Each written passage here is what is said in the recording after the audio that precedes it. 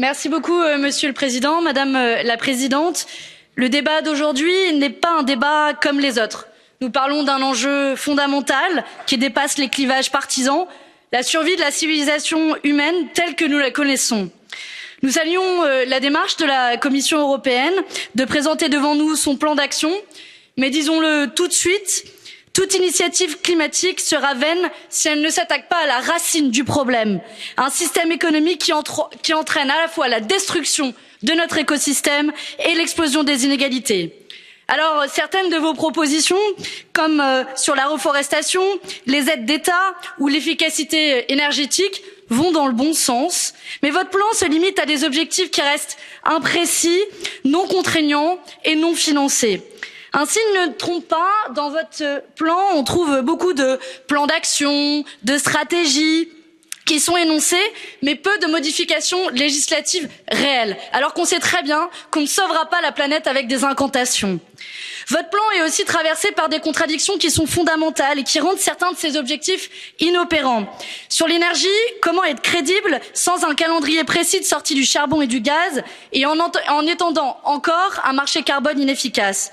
Sur le commerce, à quoi servent des clauses environnementales si on poursuit les accords de libre-échange climaticides? Sur l'agriculture, comment augmenter les surfaces dédiées au bio sans réouvrir les négociations sur la PAC? Sur les transports, comment développer le fret ferroviaire en poursuivant le démantèlement des entreprises publiques? Sur les financements, enfin, où sont les engagements concrets pour une taxe kérosène, une taxe carbone et une taxe plastique? En l'état, ce plan ne permettra pas d'atteindre votre objectif de réduction de 50% des émissions de gaz à effet de serre, déjà en deçà des efforts à réaliser pour respecter l'accord de Paris.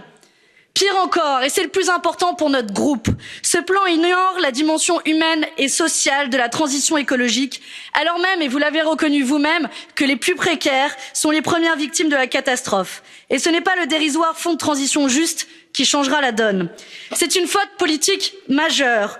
On ne résoudra pas la crise climatique contre les peuples ou en leur faisant payer le plus fort prix, comme l'a tenté de le faire Emmanuel Macron en France. La transition écologique doit se faire par, pour et avec les peuples européens. Alors, face à l'urgence, l'Europe a besoin d'un véritable Green New Deal social et écologique d'une ampleur inédite depuis l'après-guerre. C'est le sens du contre-projet de notre groupe de la gauche unitaire européenne que nous vous remettons aujourd'hui et que nous mettons sur la table. Des propositions concrètes, articulées autour de 10 axes. D'abord, le Green New Deal doit fixer dans une loi climatique, un objectif prioritaire, contraignant, la réduction des émissions de gaz à effet de serre de 70% d'ici 2030. Il doit lancer un grand plan d'investissement pour planifier le passage aux 100% d'énergie renouvelable en 2050 et imposer des objectifs contraignants d'économie d'énergie aux entreprises. Il doit aussi initier un vaste plan de rénovation thermique, énergétique, pour sortir les 125 millions d'Européens de la précarité énergétique. Il doit révolutionner notre politique agricole en encourageant un modèle paysan. Il doit sortir de la logique du libre-échange et oser un protectionnisme solidaire. Il doit mettre la Banque centrale au service de la transition écologique. Il doit dégager des marges budgétaires en se libérant du carcan austéritaire et en luttant contre l'évasion fiscale. Voilà les grandes lignes du plan écologique et social que nous mettons aujourd'hui sur la table. Voilà ce qu'attendent les peuples et la planète, finalement un pacte pour les jours heureux, un pacte pour le futur. Il vous reste 3 mois avant la publication définitive de la stratégie de l'Union européenne. Le Parlement européen doit assumer son rôle et demander à la Commission européenne de revoir sa copie et d'augmenter le niveau d'ambition pour qu'on change enfin le système et pas la planète. Merci.